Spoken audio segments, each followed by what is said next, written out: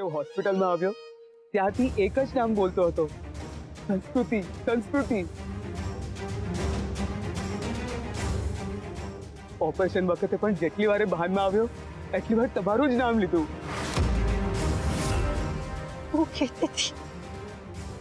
હું કહેતી હતી મારા કેશવ જીવે છે. મને વિશ્વાસ હતો મારા કેશવ મને છોડીને ક્યાંય નહીં જાય. બીજું કોઈ હોય તો એનો જીવ ટકે જ નહીં. કેશવનું બચવું એક ચમત્કાર છે એવું કહીને તો ચાલે.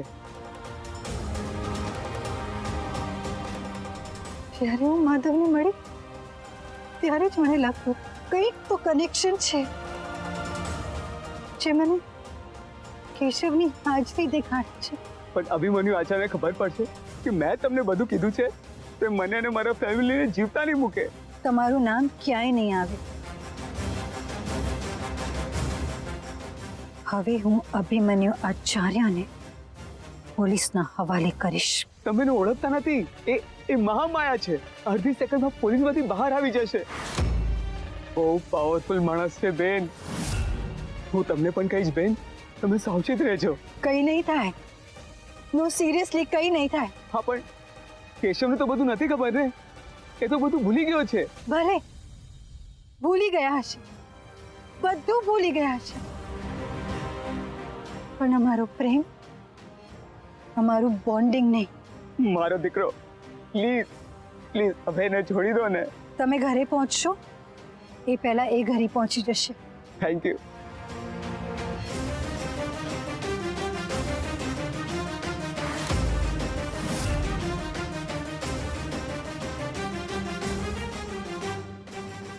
बेटा कयो कलर? Orange flavour. ऑरेंज भाई ऑरेंज.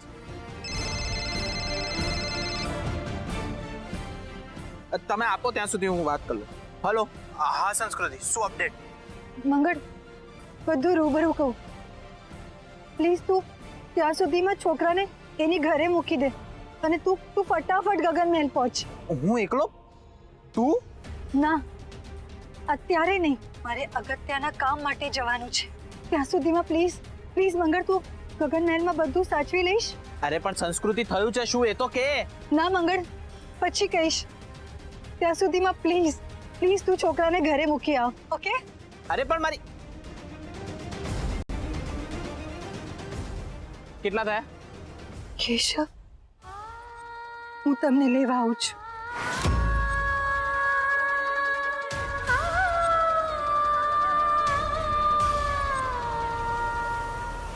એટલે માધવ, તું નહીં જ માને, તારે ઓલી સંસ્કૃતિને મળવું જ છે. હાકા, તમે સમજતા કેમ નથી? મારી માટે એને મળવું ખૂબ જ જરૂરી છે. ખૂબ જ એટલે ખૂબ જ. વાર્તા પૂરી. ચાલો આપણે એ છોકરીને મળવા એના ઘરે જશું. જાઓ. પણ એ છોકરી ક્યાં રહે છે એ કઈ રીતે ખબર પડશે? અભિમન્યુ આચાર્ય નામ છે મારું. માધવ આચાર્યનો કાકા. ને મારા દીકરા માટે થઈને જો એક છોકરીનું એડ્રેસ પણ ના શોધી શકું તો શું કામનો આ કાકા? જા માધવ, તૈયાર થઈ જા બેટા. ઠીક છે, તો હું આવું છું.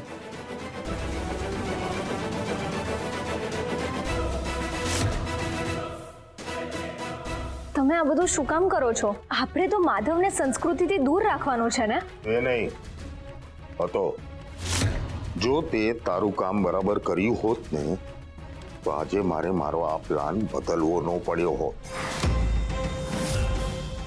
સર, હું શું કહું છું, મને થોડો સમય. થોડો સમય કેટલો સમય? અરે તે જેટલો સમય લીધો છે ને એટલા સમયમાં તો માણસ ચંદ્ર સુધી જઈને પાછો આવી જાય, અને તું એક આ માધવના મનમાં નથી ઘૂસી શકી. સર, હા, જાઓ, તૈયાર થઈ જાઓ.